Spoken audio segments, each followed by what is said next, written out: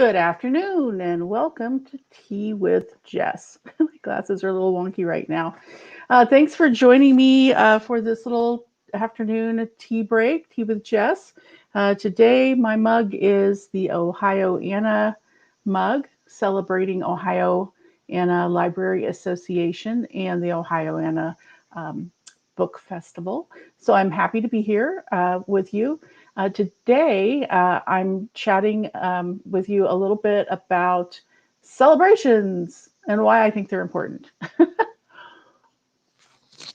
So, I did a lot of celebrating this past week because last Monday, shortly after chatting with Hannah Mary McKinnon about her wonderful suspense novel, You Will Remember Me, um, I finished revisions to the fourth book in the Kinship Mystery series, The Echoes. Um, so the third book in the Kinship Mystery series is, of course, The Stills, which came out in hardcover, audiobook, and ebook in March of 2021, and it will be out January 9th, I believe, early January in paperback. But the fourth book in the series is called The Echoes, and it will be out March 29th of 2022 in hardback, audio, and ebook. And I'm really excited about it. It's set in 1928. As the title might imply, there are echoes from various characters' pasts, and we take a look at how that plays out for Sheriff Lily and her mama, who's the co-narrator for this book. So that's kind of exciting. I've really enjoyed exploring the mother-daughter dynamic, the mother of adult daughters, as the mother, I should say, of adult daughters. It was interesting to explore that dynamic between Lily and her mother, Beulah. So Beulah gets to have her own voice. And in my head, sometimes I'm Lily uh, and sometimes I'm Beulah. So I understand the points of view of all my characters. But that's what the fourth book is kind of about in a nutshell. It's also about what makes a family. Is it blood? Is it emotional connection? Is it a little bit of both? Um, I definitely don't personally believe it's either or. So it's interesting to explore that in the context of 1928 Appalachia and all that's going on in the world of kinship. So I wrote the whole book during the pandemic. And I guess personally, the pandemic, in a sense, I don't want to say is over, because I know that there are many people in the world still suffering from the effects of COVID-19 and the ramifications of that horrible um, disease. So I don't feel like it's over, but I know for me, having in my family, we've all had both vaccines, and it's well past the 2 weeks time period after the last one. So we feel free to move about the world like we did before the pandemic hit, and to enjoy life again, and of course following the rules and regulations of whatever stores we go to, whatever restaurants we go to, whatever venues we're in, use our common sense, but also definitely follow their rules. So at any rate, it was interesting to kind of finish the revisions at the same time as we were all sort of in our little family reemerging into the world. So turned those revisions into my wonderful editor last Monday, a week ago. Honestly, Tuesday was kind of me being collapsed in a heap. As one, I always swear that I'd be very even keeled and organized about how I will complete revisions, or any kind of writing project. I will write 2,000 words a day until the book is done. Then I will take a day's long break, and then I will go back and I will revise in the systematic way. That's not how it actually works, I don't think, for any writer. So I had a bit of a push to finish and hit my deadline. Not as much of a push as for past deadlines. So I'm making progress in the whole let's be even keeled thing.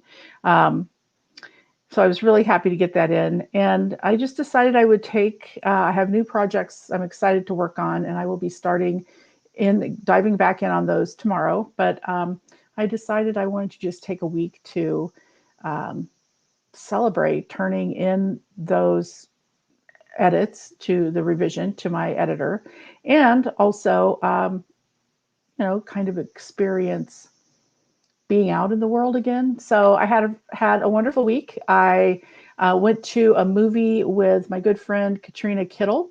Check out her work, katrinakittle.com. We went to see A Quiet Place Part 2, and it was wonderful. I'm usually not, I don't think of myself as a horror movie fan, but I'm starting to realize I actually like the horror genre a lot more than I realized. So I really liked A Quiet Place, and so it was nice, and so did Katrina. So it was really nice to go see that movie with her, A Quiet Place Part 2, last Friday. And it was the first time either of us had been in a movie theater since before the pandemic. For her, it was something like December of 2019. She'd gone to a movie. And for me, it was January of 2020. My husband and I had gone to see the remake of Dr. Dolittle, which I'm sorry to say was not nearly as awesome as A Quiet Place. Sorry for any Dr. Dolittle fans out there. But that's the last movie I'd seen in a movie theater. So it was fun to be back in the movie theater. It felt a little weird, but it was fun.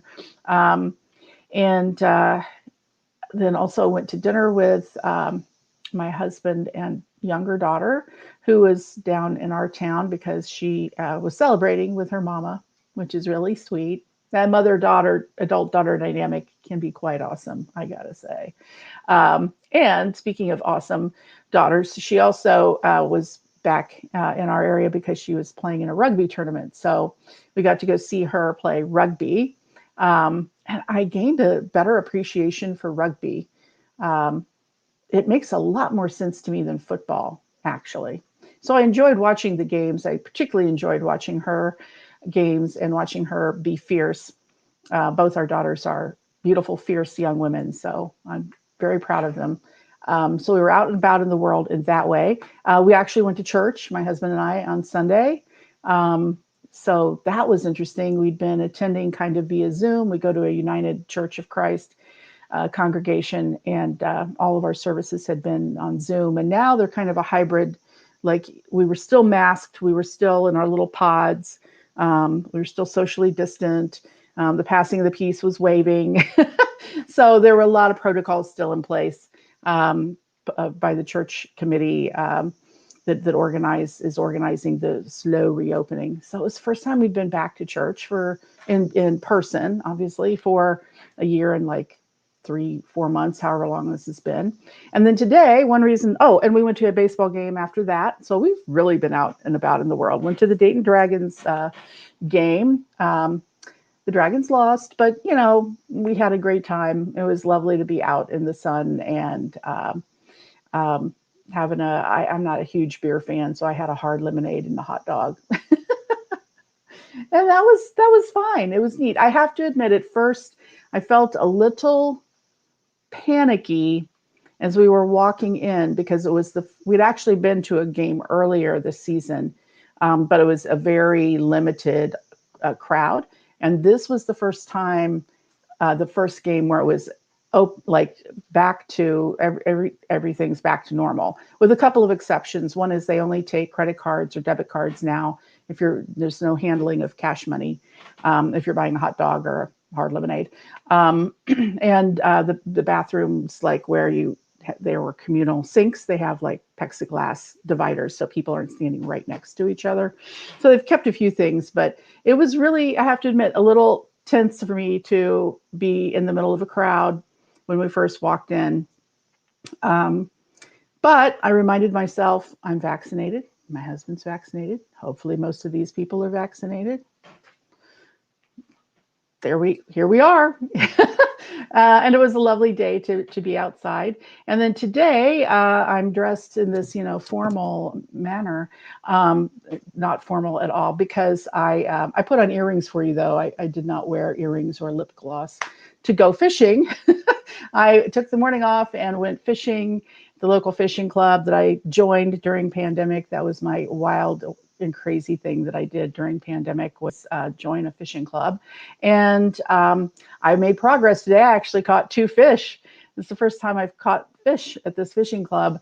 So that was very exciting for me. I'm sure and not a big deal to a lot of people who belong to the club to catch a crappie and a bluegill, but to me it was really exciting. I posted pictures on Instagram and Facebook, of course, and I've been several times since the weather's gotten nice and finally know how to, I can put bait on my hook and know how to set up my fishing rod and know how to cast my line. And I've gotten nibbles before, like that little tug, like they're teasing you.